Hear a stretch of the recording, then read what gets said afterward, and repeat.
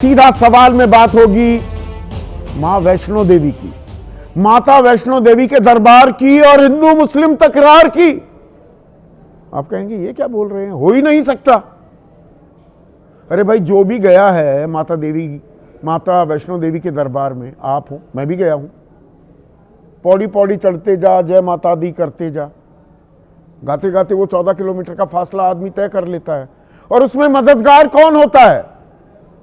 मत्था टेकने तो हिंदू जाते हैं, सिख भी जाते हैं, पर ज्यादातर हिंदू। उनके सहायक कौन होते हैं? वो पिट्ठू वाले, वो मददगार, वो पालकी लेकर जाने वाले, वो हमारे मुस्लिम भाई होते हैं। धार्मिक स्थल है ये हिंदुओं का, माता वैष्णो देवी का मंदिर, लेकिन मजहबी भाईचारे की वो मिसाल है, वो दरबार। पर वहां हो गई है हिंदू मुस्लिम तकरार, और हुई भी किस बात को लेकर? तालीम को, पढ़ाई को लेकर, डॉक्टरी को लेकर। मतलब अब कुछ नहीं बचेगा इस देश में जिसमें हिंदू मुसलमान ना कर दिया जाए। वहां पर श्री माता वैष्णो देवी एक मेडिकल कॉलेज चलता है, 50 सीटें उसमें। इस मेडिकल कॉलेज का जो पैसा आता है, वो जो माता वैष्णो देवी को श्रद्धालु भक्त लोग चंदा देते हैं, उसमें से पैसा आता है। अब वहां पर 50 छात्रों का एडमिशन हुआ, उनमें से 42 यानी कि 84% वो मुस्लिम थे। अब वहां हल्ला कट गया है, अरे हिंदुओं का पैसा हिंदू चंदा देते हैं, ये मुसलमान कैसे एडमिशन ले रहे हैं, दाखिला ले रहे हैं। और आप में से बहुत से लोग सर हिला रहे होंगे कि बात तो ठीक है, बात तो वाजिब है। फिर तो पढ़ाई भी एक जगह सिर्फ मुसलमान पढ़ेंगे, एक जगह हिंदू पढ़ेंगे। आप कहेंगे ऐसा तो हो रहा है। वो व्हाट्सएप पर गलत जानकारियां भी चलती हैं कि जामिया में तो हिंदू कहां पढ़ते हैं लोग, अलीगढ़ मुस्लिम यूनिवर्सिटी, वहां पर तो मुसलमान ही पढ़ते हैं। बहुत से बीजेपी के कट्टरपंथी नेता वो कहते हैं ये तो आतंकवादियों की पनाहगाह है, और राष्ट्रीय मीडिया वो आपको आंकड़े देना भूल जाता है। अलीगढ़ मुस्लिम यूनिवर्सिटी में आपको जानकर ताज्जुब होगा, कोई आरक्षण नहीं है, मुसलमानों के लिए अलग से आरक्षण नहीं है। और अगली बात जो मैं आपको बताने जा रहा हूं, उस पर तो आप सुनकर अपनी कुर्सी से उछल पड़ेंगे। अलीगढ़ मुस्लिम यूनिवर्सिटी और ये जामिया मिलिया इस्लामिया जैसी यूनिवर्सिटीज में मुस्लिम छात्रों से ज्यादा हिंदू छात्र पढ़ते हैं। आप कह रहे हैं पगला गए हो संदीप चौधरी। बिल्कुल पगला मैं नहीं गया हूं, वो चश्मा ऐसा आंखों पर चढ़ा दिया गया है। ये मजहब की सियासी दुकानदारी, ये ऐसी अफीम चटाई जा रही है कि क्या पूरा देश मदहोश होता जा रहा है। और अभी तो और तफसील मैं आपको देने वाला हूं। वैष्णो देवी मेडिकल कॉलेज में जो हो रहा है, ये गाइडलाइंस नेशनल मेडिकल काउंसिल की बनाई हुई है। ये कमीशन, ये आयोग का गठन किसने किया? देश की संसद ने। वैष्णो देवी श्राइन बोर्ड के अध्यक्ष कौन हैं? जम्मू कश्मीर यूनियन टेरिटरी है, उसके लेफ्टिनेंट गवर्नर यानी कि मनोज सिन्हा। एनएमसी की गाइडलाइंस के काम हिसाब से ये सारे काम हो रहे हैं, लेकिन सड़क पर उतर गए हैं बीजेपी के लोग कि ये नहीं हो सकता। अब ये नहीं हो सकता तो मुसलमान कॉलेजों में ही, यूनिवर्सिटीज में पढ़ेंगे, हिंदुओं के लिए अलग, पारसियों के लिए फिर अलग। फिर तो Tata institute of social sciences, ये तो पारसियों का बनाया हुआ है, वहां पारसी छात्र ही होने चाहिए, उसके वाइस चांसलर भी पारसी होने चाहिए। हैं क्या? आपकी राय क्या है? आपके सुझाव और आपके सवाल जो अब सीधा सवाल के अहम हिस्सा बन चुके हैं, उनका रहेगा इंतजार। तो आज सीधा सवाल में हम बात करने वाले हैं मां वैष्णो देवी के दरबार की, हिंदू मुस्लिम तकरार की, पढ़ाई पर घमासान और मजहब की सियासी दुकान जो सज गई है जम्मू में। इसकी तफसील मैं आपको दूं उससे पहले अभी मैं आपको बता रहा था कि भाई फिर तो हर जगह कि माता वैष्णो देवी हिंदू चंदे से ये मेडिकल कॉलेज खुला है तो सिर्फ हिंदू पढ़ने चाहिए, फिर तो सेंट स्टीफेंस में सिर्फ ईसाई पढ़ने चाहिए, जामिया में सिर्फ मुसलमान पढ़ें। और टिस का मैंने जिक्र किया था, Tata institute of social sciences. अब टाटास तो पारसी हैं, तो सिर्फ पारसी पढ़ने चाहिए क्या? और फिर मैंने ब्रेक लिया। उसका असर यह हुआ, ब्रेक में मुझे मेरे गेस्ट कोऑर्डिनेटर बता रहे हैं कि एक मेहमान जिनको ससम्मान मैंने न्योता दिया था कार्यक्रम में आए, वो टिस के वाइस चांसलर हैं प्रोफेसर बद्री नारायण तिवारी। वो उठकर चले गए क्योंकि उन्हें पता था अब सीधा सवाल पूछा जाने वाला है।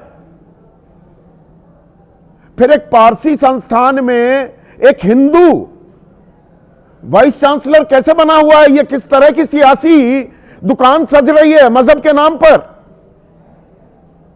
चलिए आता हूं Shri Mata Vaishno Devi institute of medical excellence. Shri Vaishno Devi जो यूनिवर्सिटी है वो तो 2004 में उद्घाटन हो गया था। और उद्घाटन भी किसने किया दर्शकों? उद्घाटन किया था तत्कालीन राष्ट्रपति एपीजे अब्दुल कलाम ने। 19 अगस्त 2004। उफ नहीं की, हिंदू चंदे से चलने वाली यूनिवर्सिटी उद्घाटन एक मुसलमान कर रहा है। 20 साल में हम कहां आ गए? अब इस साल 2025 में वहां पर एमबीबीएस के छात्रों का पहला जत्था, पहला बैच, ये अभी शुरू हुआ है, ये मेडिकल एक्सीलेंस का इंस्टीट्यूट। तो 50 छात्रों को दाखिला दिया गया, 100 को देना है आने वाले दिनों में, मतलब 1-2 साल बाद, लक्ष्य वो है। तो 42 मुसलमान, 7 हिंदू और 1 सिख, इनको दाखिला मिला।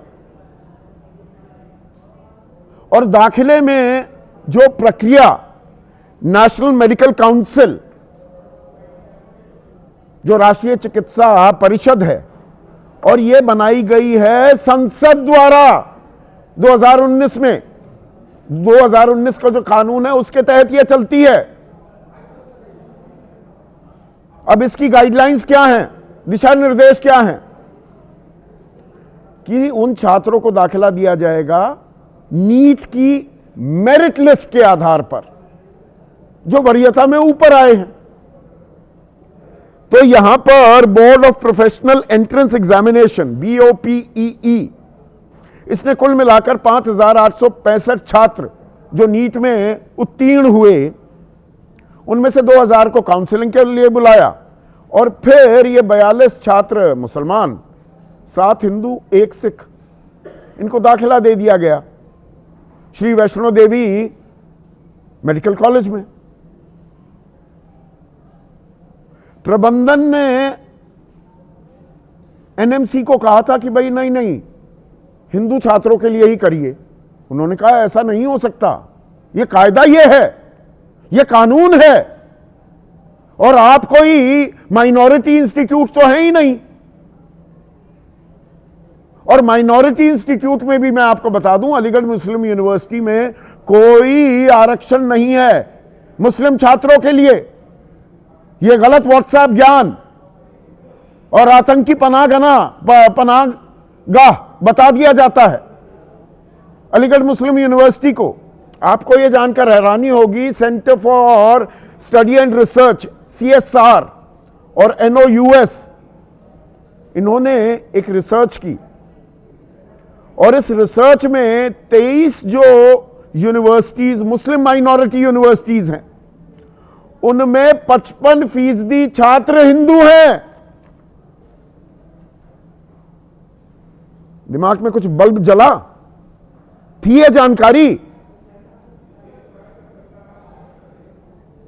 जामिया में, अलीगढ़ मुस्लिम यूनिवर्सिटी में 55% हिंदू छात्र हैं, 42% मुसलमान हैं। और हम हर बात पर हिंदू मुसलमान कर रहे हैं। अब जो नेता प्रतिपक्ष हैं जम्मू कश्मीर में, सुनील शर्मा, वो क्या तर्क दे रहे हैं, पहले वो सुन लीजिए। वहां पे जरूर धार्मिक भावनाओं का ध्यान रखना पड़ेगा, क्योंकि अन्य धर्म से जो भी छात्र वहां पे आएगा उसकी अपनी जीवन शैली है, उसकी अपनी जीवन पद्धति है, उसका अपना दृष्टिकोण है, उसकी अपनी पूजा पद्धति है। कल कहीं पे भी ये क्लेश हो सकता है, ये लॉ एंड ऑर्डर प्रॉब्लम हो सकती है, कहीं पर क्लेश हो सकता है, लॉ एंड ऑर्डर की परेशानी हो सकती है। अब तक तो नहीं हुआ, या माहौल पहले से ही तैयार किया जा रहा है। और 85% तो आरक्षण है जम्मू एंड कश्मीर के डोमिसाइल्स के लिए। जम्मू कश्मीर के छात्र ही 85% वो दाखिला लेंगे श्री वैष्णो देवी मेडिकल कॉलेज के अंदर। और इसमें फिर मैं थोड़ा सा आपको एक आंकड़ा दे देता हूं। जम्मू कश्मीर में कुल जो आबादी है उसका 68%, 68.32% मुसलमान हैं, 28.44% हिंदू हैं। तो मतलब माहौल ये बना रहे हैं कि कोई हिंदू जाकर श्रीनगर में नहीं पढ़ सकता, कोई मुसलमान आकर जम्मू में नहीं पढ़ सकता। और पूरे देश का आंकड़ा तो मैंने आपको बता ही दिया। और ये संसद द्वारा स्थापित एक परिषद का फैसला है। और जम्मू कश्मीर जो वैष्णो देवी श्राइन बोर्ड है, वो उसकी अध्यक्षता कौन करते हैं? मनोज सिन्हा। वो तो बीजेपी के वरिष्ठ नेता रहे हैं। और यूनियन टेरिटरी की कमान किसके हाथ में है? वो भी मनोज सिन्हा। तो मनोज सिन्हा कुछ और कर रहे हैं, एनएमसी कुछ और कह रहा है, और नेता प्रतिपक्ष कुछ और कह रहे हैं। और सूबे के मुख्यमंत्री क्या कह रहे हैं वो भी सुनिए। जब असेंबली ने बिल पास किया माता वैष्णो देवी यूनिवर्सिटी को एस्टैब्लिश करने के लिए, उसमें मुझे बताइए ना, कहाँ पे लिखा था कि एक मजहब के लड़कों को या लड़कियों को उससे बाहर रखा जाएगा? उस वक्त ये कहा गया था कि इसमें एडमिशन जो है मजहब देख के नहीं होगा, सिर्फ मेरिट देख के होगा। ऐसे में आज का सीधा सवाल, वैष्णो देवी का दरबार, छिड़ी हिंदू मुस्लिम तकरार, और पढ़ाई पर घमासान सजी मजहब की सियासी दुकान।